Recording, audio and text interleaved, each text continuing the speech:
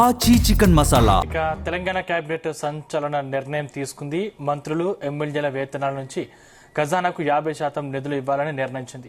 ప్రభుత్వం మంత్రులు ఎమ్మెల్యేల జీతాలు హోల్డ్ చేసి రిటైర్ ఉద్యోగులకు చెల్లించాలని నిర్ణయించారు.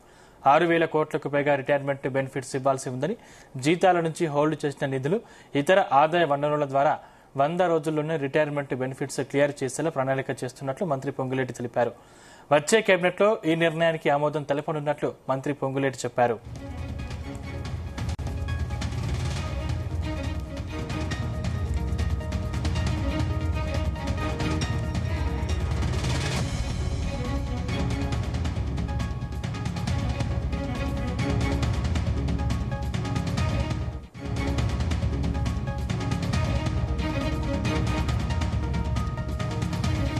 ఇదే అంశానికి సంబంధించిన మరిన్ని డీటెయిల్స్ మా బ్యూరో చీఫ్ నరేందర్ అందిస్తారు. నరేందర్.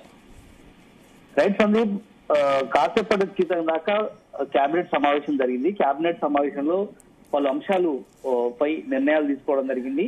ఇందులో ప్రధానంగా ప్రభుత్వ ఉద్యోగులకు సంబంధించినటువంటి అంశంతో పాటు ఆర్టీసీ కార్మికుల సమ్మె అంశం మీద కూడా ప్రధానంగా చర్చించారు. ఆర్టీసీ కార్మికుల విషయం మనకు తెలిసిందే, అది చర్చలు జరపాలి. రేపు డిప్యూటీ సీఎం ఆధ్వర్యంలో చర్చలు ఉంటాయని చెప్పినటువంటి నేపథ్యం ఉంది. ఆత్మహత్యలు అనేది సరైనది కాదని కూడా ఒక మెసేజ్ పాస్ చేశారు.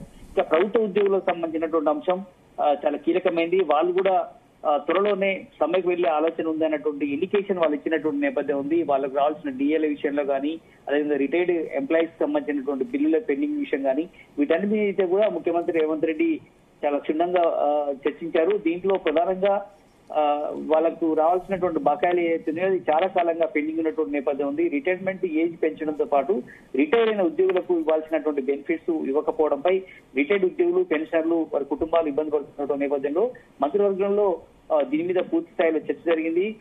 బట్ ఇదే అంశం మీద రెగ్యులర్ గా ఉద్యోగులకు సంబంధించినటువంటి జీతభత్యాలకు సంబంధించి ఇప్పటికే 6,200 కోట్ల రూపాయలు రిటైర్డ్ ఉద్యోగులకు ఇవ్వాల్సినటువంటి 8,000 కోట్ల పెండింగ్ లో ఉన్న నేపథ్యం కూడా ఉంది.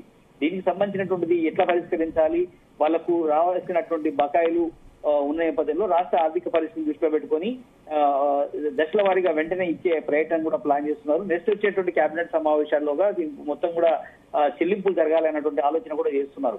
అందుకనే సర్దుబాటు చేసి ఏదో రకంగా వాళ్లను సంతృప్తి పరచాలన్నటువంటి ఆలోచన చేస్తున్నారు. అందుకని మంత్రివర్గం దీని మీద ప్రధానంగా చర్చ జరిగింది. అవసరమైతే తమ జీతాలు ప్రజాప్రతినిధుల జీతాలకెళ్లి 50% పూతబెట్టి రిటైర్డ్ ఉద్యోగులకు వెంటనే సర్దుబాటు చేయాలన్నటువంటి ఏదైతే ఆలోచన చేస్తుందో దీని మీద ఒక సంచలన నిర్ణయంగానే మనం చూడాలి. ఎందుకంటే రాష్ట్రంలో అసెంబ్లీలో సంబంధించి 119 మంది ప్రజాప్రతినిధులు ఉన్నారు, ఎమ్మెల్సీలు ఉన్నారు, ఎంపీలు ఉన్నారు. కనుక దీనిలో అత్యధికంగా దాదాపు 70-75% మంది అధికార పార్టీకి సంబంధించినటువంటి లీడర్లే ఉన్నారు.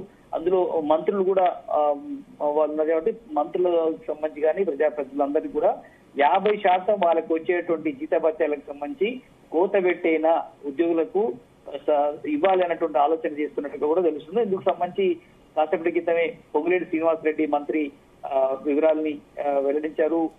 అదే సమయంలో ఉత్తమ్ కుమార్ రెడ్డి గాని మిగతా లీడర్లు కూడా మాట్లాడారు. అంటే కేబినెట్ లో తీసుకున్నటువంటి నిర్ణయాల మీద. రిసోర్స్ మొబిలైజేషన్ సబ్ కమిటీ వెంటనే దీని మీద నిర్ణయం తీసుకుంటుంది. ఉద్యోగాలు, ఉపాధ్యాయుల సంఘాలు, రిటైర్డ్ ఉద్యోగుల సంఘాలు, బాధ్యులైనటువంటి వారందరినీ పిలిచి చర్చలు జరపాలన్నటువంటి నేపథ్యం కూడా మంత్రివర్గంలో నిర్ణయం తీసుకున్నారు. అందుకనే 100 రోజుల్లోగా రిటైర్డ్ ఉద్యోగుల బకాయిల చెల్లింపు దిశగా చర్యలు తీసుకోవాలన్నటువంటి నిర్ణయం మీద కేబినెట్ లో నిర్ణయం తీసుకున్నారు. బట్ ఏదైనప్పుడు కూడా ఇప్పుడు అంటే గత్యంతరం లేకనే, ఎందుకంటే ఒక పక్క రావాల్సినటువంటి ఏదైతే ట్యాక్స్ ద్వారా వస్తున్నటువంటి అమౌంట్ ద్వారా ఒక పక్క రైతు భరోసా నిధులు చెల్లిస్తూ వస్తున్నారు. అదే సమయంలో ఇతర అత్యవసర నిధుల కోసం వేరే ప్రత్యామ్నాయం కూడా చూస్తున్నటువంటి నేపథ్యంలో ఇప్పుడు ఉద్యోగులు కూడా ఒక పక్క ఆర్టీసీ ఉద్యోగులు సమ్మెలకు వెళ్లడం, ఒక పక్క ఆత్మహత్యానికి చేస్తున్నటువంటి నేపథ్యంలో ఇక ఉద్యోగులు కూడా రంగంలోకి దిగి వాళ్ళు కూడా స్ట్రైక్లకు వెళ్తే మరింత ఇబ్బంది పడుతుందన్నట్టు గ్రహించినటువంటి రాష్ట్ర ప్రభుత్వం వెంటనే రేవంత్ సర్కారు ఈ నిర్ణయం తీసుకుంది. ప్రజాప్రతినిధుల జీతం నుంచి 50%, ఎందుకంటే వాళ్ళ జీతం దాదాపు 2.5 లక్షల దాకా పైన ఉంటుంది. అలవెన్స్ కలుపుకుంటే దాదాపు 4.5 లక్షల దాకా ఉండే అవకాశం ఉంది. కాబట్టి ఈ మొత్తం అమౌంట్లకి వెళ్ళి సగం అమౌంట్ తీసి వాళ్ళకి ఇవ్వాల్సిన అవసరం ఉందని కూడా ఇప్పటికే భావించారు. కనుక ఈ నిర్ణయం కనుక జరిగితే అందరు కూడా మంత్రివర్గాన్ని మొత్తం కూడా కొంత హ్యాపీనెస్ ఉండే అవకాశం అయితే కనిపిస్తుంది ఉద్యోగుల్లో. బట్ అదే సమయంలో అవి కూడా సరిపోయే అవకాశం కూడా లేదు, ఎందుకంటే పెద్ద అమౌంట్ ఉంది కాబట్టి రిటైర్డ్ ఉద్యోగులకు ఇవ్వాలి, ప్రజెంట్ రెగ్యులర్ ఉద్యోగులకు ఇవ్వాలి, 6,200 కోట్లు కానీ మిగతా అమౌంట్ అంతా చెల్లించాలంటే ఖచ్చితంగా పెద్ద ఎత్తున అమౌంట్ అవసరం ఉంటుంది కాబట్టి ప్రత్యామ్నాయం వేరే సోర్స్ ద్వారా కూడా వాళ్ళకు ఇప్పించే ప్రయత్నం అయితే చేస్తున్నారు. బట్ మొత్తానికి మళ్ళీ మే 4వ తేదీ కనుక అంతలోపు ఈ మొత్తం ఒక నిర్ణయం తీసుకోవాల్సిన అవసరం ఉందని కూడా ఇప్పటికీ కేబినెట్ నిర్ణయం తీసుకుంది. నిరంతరం అంటే ఇప్పుడు శంకర్ గౌడ్ ప్రాణాలు కోల్పోయాడనే వార్తలు వినిపిస్తున్నాయి. అంటే రేపు డిప్యూటీ సీఎంతో చర్చలు ఉన్నాయి. అంటే రేపు ఏమైనా ఉద్రిక్తతలు ఉండే అవకాశం ఉందా? ఖచ్చితంగా సందీప్, ఎందుకంటే రేవంత్ సర్కార్ కు ఇది పెద్ద సవాల్గా ఉంది. మొదటిసారి 2.5 సంవత్సరాల తర్వాత ఇంత పెద్ద ఇష్యూ జరిగిందనేది లేదు. అంటే ఇప్పటిదాకా చిన్న చిన్న సంఘటనలు, అటు ప్రతిపక్షాలు ఆరోపణ చేయడం ఇవన్నీ కూడా మనం చూస్తున్నాం. కాళేశ్వరం అంశం కానీ ఇట్లాంటి ఇష్యూలో అవతల పార్టీ నుంచి అటాక్ చూసాం. కానీ ప్రజల నుంచి, ఉద్యోగుల నుంచి ఈ రకమైనటువంటి ఆత్మహత్యాయత్నానికి శంకర్ గౌడ్లు కానీ, అదేవిధంగా ఉమ్మడి నల్గొండ జిల్లాకు సంబంధించినటువంటి ఒక డిపోకు సంబంధించినటువంటి వ్యక్తి కూడా ఆత్మహత్యాయత్నానికి పాల్పడడం అతనికి పెద్దగా సీరియస్ కాకపోయినప్పటికీ కూడా ఈ శంకర్ గౌడ్కు మాత్రం 80% దాకా గాయాలు కావడం, ఇప్పుడు ఏకంగా ప్రాణాలు పోగొట్టుకున్నట్టుగా కూడా మనకు లేటెస్ట్ ఇన్ఫర్మేషన్ వస్తున్న నేపథ్యంలో ఖచ్చితంగా ఇది ఉద్రిక్తత జరిగే అవకాశం ఉంటుంది. డిప్యూటీ సీఎం బట్టి విక్రమార్క నేతృత్వంలో రేపు 10 గంటలకే సచివాలయంలో అత్యవసరంగా భేటీ జరపాలని కూడా నిర్ణయిస్తుంది కేబినెట్. ఇందుకు సంబంధించినటువంటి ఎవరైతే ఆర్టీసీ జేఏసీకి సంబంధించినటువంటి ఉన్నారో వాళ్ళందరినీ కూడా పిలిపించి వారు డిమాండ్ చేస్తున్నటువంటి మొత్తం 32 డిమాండ్స్ ఉన్నాయి. ఈ 32 డిమాండ్ లో దాదాపు ఒక 3-4 డిమాండ్లు మినహాయించి మిగతా అన్ని కూడా ఆర్థిక సంబంధాలు లేని కూడా ఉన్నాయి. అవన్నీ ఇమ్మీడియట్లీ వారికి హామీని ఫుల్ఫిల్ చేసిన తర్వాత ఈ ఆర్టీసీ విలీనం సంబంధించి కానీ, అదేవిధంగా ఏదైతే బస్సులకు సంబంధించినటువంటి కొనుగోలుకు సంబంధించి ఏదైతే ఎలక్ట్రిసిటీ బస్సు సంబంధించి ఉందో అదే సమయంలో యూనియన్ రీస్టోర్ చేయడం అనేది, ఇట్లాంటి వాటి మీద ఎన్నికలు జరపాలి అనేది ఏదైతే ఉందో వీటిని కొంత అయితే ముందు ఆడుతున్నటువంటి పరిస్థితులు మనం చూసాం. కనుక ఇది ప్రభుత్వానికి కొంత ఇబ్బంది అవకాశం ఉంటుంది. ఎందుకంటే ఇప్పుడు కూడా ఆత్మహత్య చేసుకున్నటువంటి నేపథ్యంలో రేపు ఆర్టీసీ బస్సుల డిపోల దగ్గర పెద్ద ఎత్తున నిరసన జరిగే అవకాశం ఉంటుంది. హైదరాబాద్ లో కానీ తెలంగాణ వ్యాప్తంలో ఉన్నటువంటి అన్ని డిపోల వద్ద పెద్ద ఎత్తున నిరసనలు చేస్తారు, ప్రొటెస్టులు ఉంటాయి, పోలీసులు అరెస్టులు ఉంటాయి, దీనికి సంబంధించినటువంటి కార్యక్రమం ఉంటుంది. అవసరం సెక్రటరీ ముట్టడి కూడా వచ్చే అవకాశం ఉందని కూడా మనకు ఇంటెలిజెన్స్ ద్వారా సమాచారం అందుతుంది. ఇలా ఓవరాల్ గా హైదరాబాద్ దే కాక రాష్ట్ర వ్యాప్తంగా డిపోల వద్ద పెద్ద ఎత్తున నిరసన కార్యక్రమాలు జరగబోతున్నటువంటి నేపథ్యంలో ఇప్పటికీ ఇంటెలిజెన్స్ సమాచారం ఉంది. కనుక డిప్యూటీ సీఎం బట్టి విక్రమార్క నేతృత్వంలో జరిగేటువంటి చర్చలు అనేది ఖచ్చితంగా ఫలప్రదం అవుతాయనేటువంటి అంచనాతో రాష్ట్ర ప్రభుత్వం ఉంది.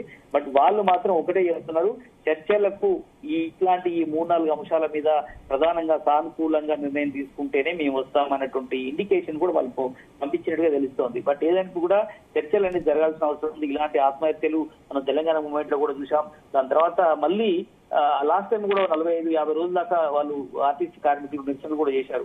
అప్పుడు కూడా కొంతమంది చనిపోయినట్టు నేపథ్యం కూడా చూసాం బీఆర్ఎస్ గవర్నమెంట్ లో. బట్ ఇప్పుడు మళ్ళీ ఈ కాంగ్రెస్ ప్రభుత్వంలో ఇప్పుడు శంకర్ గౌడ్ లాంటి వ్యక్తులు మళ్ళీ ఆర్టీసీ ఉద్యోగులు, చిరుద్యోగులు, ముఖ్యంగా గవర్నమెంట్ ఉద్యోగులాగా వీళ్ళకు లక్షల జీతాలు వచ్చే అవకాశం లేదు. కనుక వీళ్ళు న్యాయమైనటువంటి డిమాండ్ ఉన్న నేపథ్యంలో వీళ్ళు ఖచ్చితంగా ఆ న్యాయమైనటువంటి డిమాండ్లను ఫుల్ఫిల్ చేయాల్సిన అవసరం ఉందనేటువంటి డిమాండ్ అటు జనాల నుంచి వస్తుంది, అటు ఆర్టీసీ సిబ్బంది నుంచి వస్తుంది. ఎందుకంటే చాలా జీతాలతో చాలా మంది కూడా 20-30 వేల 20-30 ఇయర్స్ నుంచి పనిచేస్తున్నటువంటి వాళ్ళు కూడా ఉన్నారు. చాలా మందికి 34 వేల జీతంతోనే వాళ్ళు కాలం వెళ్ళదీస్తున్న నేపథ్యంలో వాళ్ళు ఖచ్చితంగా పర్మనెంట్ చేయాల్సిన అవసరం ఉందని ప్రభుత్వ ఉద్యోగులుగా గుర్తించాలని డిమాండ్ వాళ్ళది. గత ప్రభుత్వం కూడా వాళ్ళకు హామీ ఇచ్చినట్టుగానే కొంతవరకు వర్క్ చేసిపోయారు. బట్ అది ఈ కాంగ్రెస్ ప్రభుత్వం దాన్ని నెరవేర్చడంలో వైఫల్యం చెందిందంటూ కూడా వాళ్ళు ఆరోపణ చేస్తున్నటువంటి నేపథ్యం ఉంది. కనుక ఖచ్చితంగా రేపు డిప్యూటీ సీఎం బట్టి నేతృత్వం జరిగేటువంటి దాంట్లో ఇదే ప్రధానమైనటువంటి అంశం ఉండబోతోంది. Right thank you Narender.